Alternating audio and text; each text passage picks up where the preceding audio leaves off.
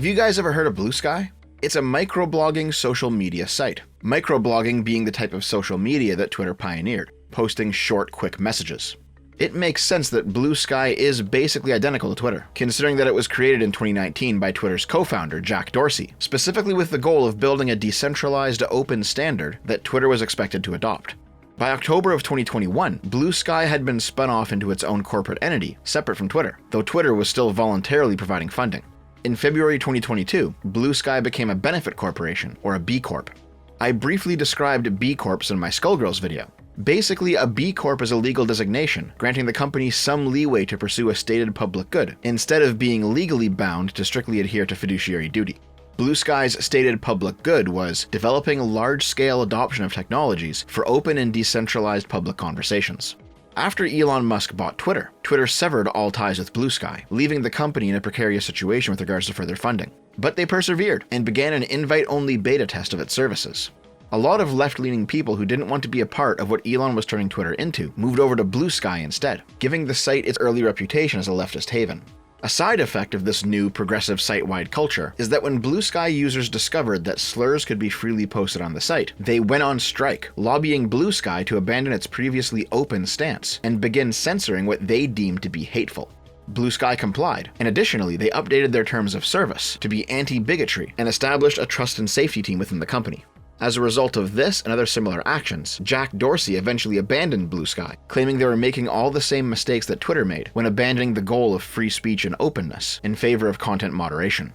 But since then, Bluesky has only continued to grow, generally by siphoning off left-wing users from Twitter in periods of expansion known in the community as EMEs, or Elon Musk events. Every time Elon changes Twitter in a way that left-leaning people don't like, or some other event happens in favor of the right, like Brazil banning Twitter a few months ago, Bluesky receives a measurable boost in new accounts and user engagement. And that's the Bluesky story, a Twitter alternative that left-leaning users favor over the actual Twitter. However, if you've been around the internet for long enough, this story probably sounds somewhat familiar. There are a handful of notable instances where an online service is completely supplanted by another similar online service. Google replacing Yahoo as the world's most popular search engine is a big early one. Facebook overtaking MySpace, Reddit overtaking Dig, we all know about these stories. But for the most part, alternatives to ingrained services rarely actually take off. Not unless they can provide some sort of incredible new feature, or the original service suffers some kind of catastrophe. For example, despite all of the YouTube and Twitch blunders over the years, look at the state of their alternatives. VidMe and Blip TV are long gone. BitChute, Rumble, Kick, and Odyssey are still chugging along, but they'll probably never become dominant market forces. And at least part of the reason for that is, they don't offer a superior service. For users, searching for content on BitChute and Rumble is a nightmare, as is channel organization. For creators, uploading content to BitChute is hit and miss, as is their auto-sync feature with YouTube. While Rumble's streaming service is a hassle to use compared to other streaming sites. Odyssey and Kick might be better, sure, but they're still not the kings. As for other streaming platforms, Mixer was purchased and then promptly killed off by Facebook for basically no reason. And who still uses stuff like DLive? In fact, DLive died the exact way I predicted it would in my video on the subject like 5 years ago. They basically paid for a year of PewDiePie's time to attract enough attention to the site so that they could catch the eye of investors. And it turns out BitTorrent bought DLive, and all that talk from the creators of the company about truly believing in this vision of a blockchain streaming site or whatever the fuck, it was all BS. They built a product that they wanted to cash out with to some larger corporation. And hey, that's fine, that's capitalism, baby. But if you actually swallowed the hype about them being visionaries or something, you're retarded. The point I'm making is that even if there's some really cool new tech under the hood of how some of these sites operate, like BitChute's peer-to-peer loading, or DLive's token shit, or Odyssey's blockchain, if they don't offer a substantially different service to the users, there is no reason for them to be adopted over something like YouTube. Every time YouTube or some other mainline service has a hiccup, people bring up the specter of MySpace and predict that they'll go the way of the dodo as well. But that just doesn't happen that often, and we can see this effect even more starkly when moving over to text-based social media. The 2010s are a graveyard of Twitter alternatives, like Bluesky, only this time they leaned rightward, not leftward. Remember Parler, the right-wing free speech alternative to Twitter that rose to prominence in the second half of Trump's first term? Well, right-wingers flocked to it for the same reason that left-wingers flocked to Bluesky. They didn't like the political leaning of Twitter at the time, and Parler did the same sort of rug pull that DLive did. They shamelessly promoted themselves to the right, they built up this big active audience, and then their owners sold the company off to some larger corporation and moved on. You guys who really believed in the Parler dream, you know what? You were just used. Parler was eventually relaunched by its new owners, but it's a ghost town now. Getter, meanwhile, appears to actually be the thing that Parler marketed itself as, a right-wing Twitter variant.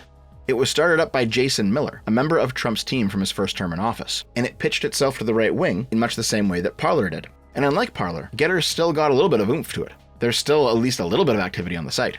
Getter was funded by Guo Wengi, a Chinese billionaire who goes by Miles in the English-speaking world, and he brought Miller on specifically to appeal to Trump's audience. However, Guo has a record of criminality in both China and America. When the law finally caught up to him, he was royally fucked for defrauding thousands of investors for over $1 billion, and as a result of his conviction, Getter was sold off to Bing, which is owned by Microsoft. Truth Social, like Getter, was founded by a former member of Trump's team, this time Devin Nunes, though the company is owned by the Trump Media and Technology Group, of which Trump is a 60% shareholder. It's utterly unremarkable, except for the fact that part of Trump's ownership deal is that he's obligated to exclusively post to Truth Social after his Twitter ban back in 2021. Though it is pretty funny that despite Trump's stated America First principles, work on Truth Social is outsourced to Mexico. But probably the most well-developed Twitter clone of all is Gab. Unlike all of these other sites, which popped up in the past 3 or 4 years, Gab is older, opening its doors back in 2016. Gab's CEO, Andrew Torba, is open about his motivations for creating the site. He objected to right-wing censorship on social media during the 2016 election, and the general atmosphere of social justice warrior bullying on mainline tech. And Minds is still around too. Like Gab, it's an older one. Uniquely, Minds actually tries to adhere to the principle of bringing everyone on board, not just left-leaning or right-leaning people. But unfortunately, it still remains niche and relatively unused. It's a shame because I like the site. Each of these platforms offers nothing beyond what Twitter already offers, and with the exception of Minds, their big pitch is that they're the true free speech alternative, where censored right-wingers can be free to say their truths, to criticize the power structure that keeps censoring them and holding them down, while their left-leaning detractors claim that these alt-tech sites are simply hotbeds for radicalization. They're right-wing echo chambers, where falsehoods remain unchallenged. Which of these claims is true? Well, sorry to be that guy, but the boring answer is the correct one. Both of these claims are true.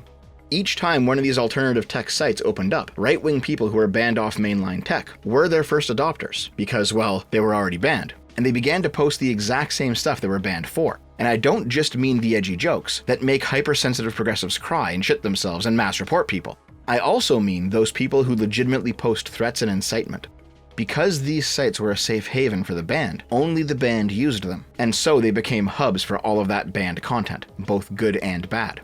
However, each time one of these sites would begin to legitimately take off, an institutional thumb would be pressed down on the scales to hamstring them. Here's a great example.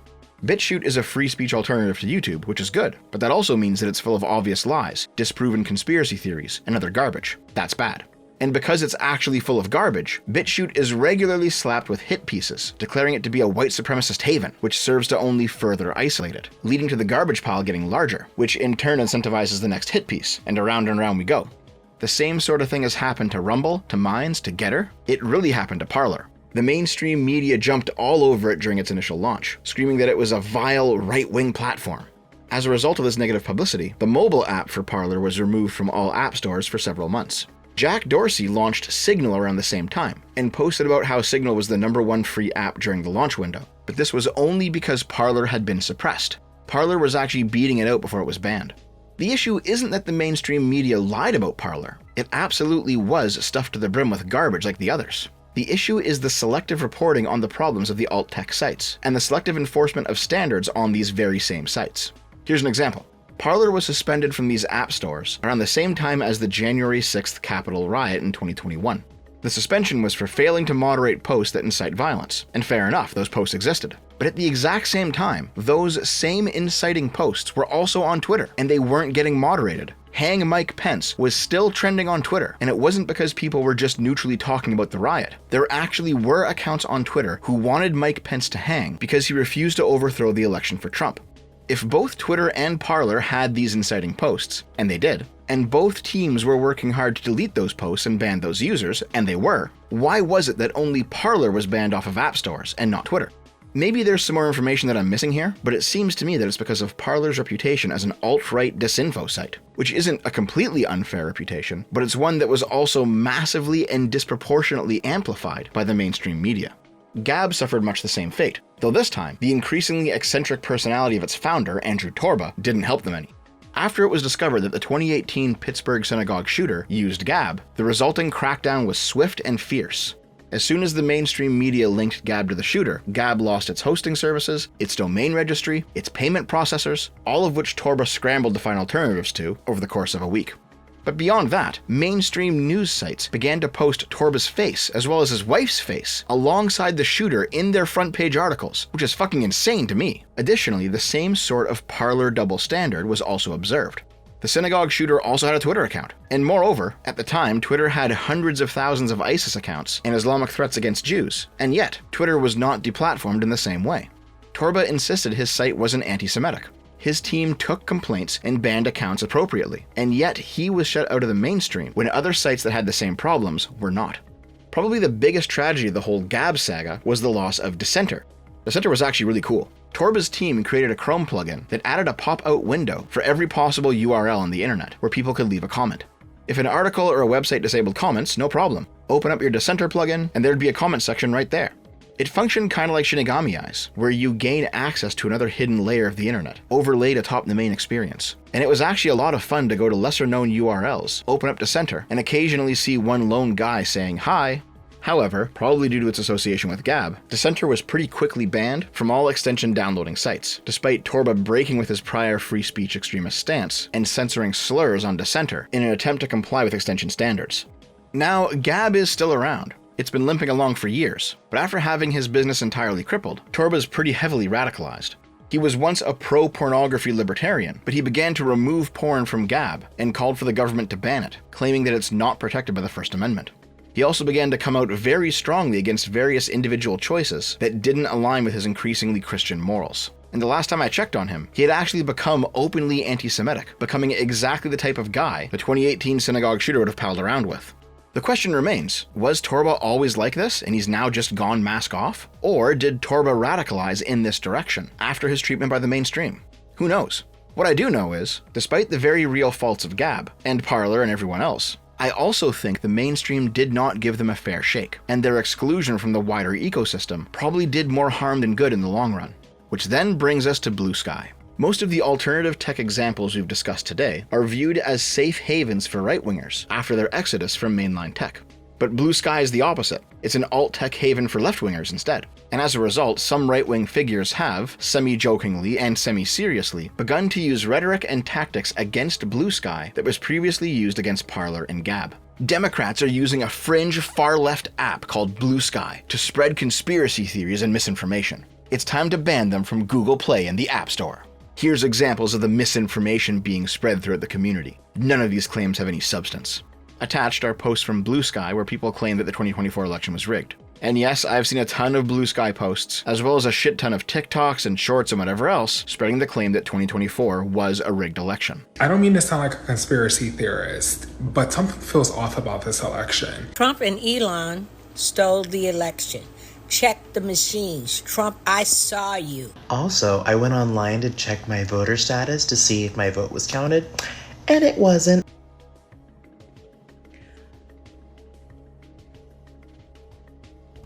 Definitely not surprised, but very happy to see it. The man can't win. Boom, boom, boom, boom. The math ain't mathin'. Boom, boom, boom, boom. No. Just know it's Elon. I know it's Elon Musk. I know that barrel-chested bitch has something to do with all. He's behind it. I swear to God. Listen, I don't have logic. I don't have evidence. I don't have facts. I'm a very logical, evidence, fact-based person. I have a gut feeling. By the way, 2024 was not a rigged election. However, this call for consistency does kinda have teeth. After 2020, every major internet service and website cracked down hard on the various conspiratorial retards who claimed with no proof that 2020 was rigged in favor of Biden. It wasn't, but the rightoids isolated themselves into echo chambers and spun themselves off into an alternate reality, such that the craziest falsehoods were taken as fact. And the leftoids are beginning to do the same thing on Bluesky and TikTok now. During my quick jaunt through Bluesky, I found 1. Advocating for mass blocking, banning, and reporting of not just right-wing accounts, but liberal, non-leftist accounts. Because social media isn't for having your beliefs challenged or questioned, it's for having fun and pushing leftist ideology. 2. Justifications for preemptively attacking in real life, with real violence, right-wing think tanks, media outlets, and academics. 3. Death threats, and lots of them. And 4, apparently, though I didn't see this one for myself, an overwhelming amount of CP. When the last round of leftists left Twitter for Bluesky after Trump's 2024 win, the site reported an absolutely massive uptick of child sexual assault material, which is both hilarious and pretty dark. Now, it's my opinion that if you're a content creator, or anyone else with a brand, you should probably have an account on Bluesky, and on Gab and on Truth Social and everywhere else, if only so that somebody else doesn't come along and steal your name. You never know which of these alternatives might actually take off, and it's a good idea to keep these accounts on standby, even if you don't actually intend to use them. But beyond that, the chance of Bluesky not suffering the same fate as a lot of these other alternatives is quite low. And it's for the same reason too. The product Bluesky offers isn't actually all that different than Twitter, just like how Gab or Parler or Getter didn't. The only difference between Twitter and Bluesky at the moment is who each site caters to, whether that's through moderation policies or site-wide culture. Now, Twitter still may end up falling apart long term, meaning that we actually will need a Bluesky or a Truth Social or something. Elon's made some pretty questionable choices since taking the platform over, choices which have made it a fair bit shittier. And while Twitter's always struggled to remain profitable, Twitter's revenue massively collapsed throughout 2024, as did Twitter's stock price, despite Elon claiming that the site would quickly become profitable after his various fat-cutting measures.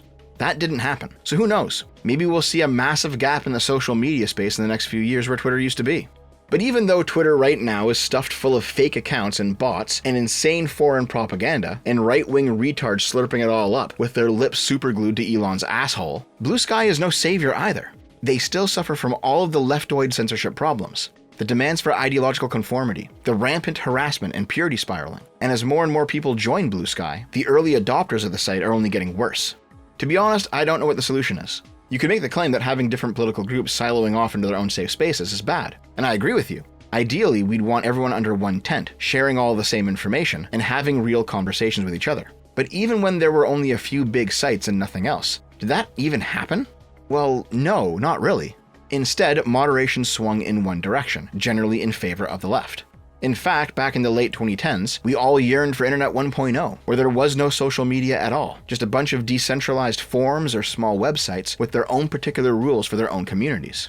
Back during that same time frame, a lot of these socialist or anarchist types, people who are very anti-capitalist, they began to parrot the capitalist line back at the right-wingers whenever they'd complain of being banned. Well, guess what, bigots? Twitter, Facebook, YouTube, Patreon, they're just private companies. They can do whatever they want. If you don't like it, make your own site. Of course, they didn't actually believe in this principle. In fact, they believed it to be impossible to make your own site, because according to their ideology, capitalism means an unending, uncontrollable monopoly. However, for better or worse, the right wing did prove that you can actually just make your own site. In response to being shut out of the mainstream, they built their own news outlets, their own social media sites, and they cultivated their own academics, their own journalists, their own talking heads. When I spoke about this coming trend years ago, way back in like 2017, in a video titled The Balkanization of Technology, I warned that if the left continued to expel the right from online society, they would actually just build their own ecosystem beyond the bounds of the left's control. They would actually isolate and radicalize and purity spiral, and it would not end up well for anyone. And you know what? I was fucking right about that. Give another point to old Dev Stradamus here. And with Twitter having now been claimed by the right wing as well, no, Elon isn't principally pro-free speech, but that's for another day. It seems like it's now time for the left to do the very same thing with Bluesky. Isolation, radicalization, purity spiral all over again. I don't know where this goes. I just know that it's not going to be good for any of us.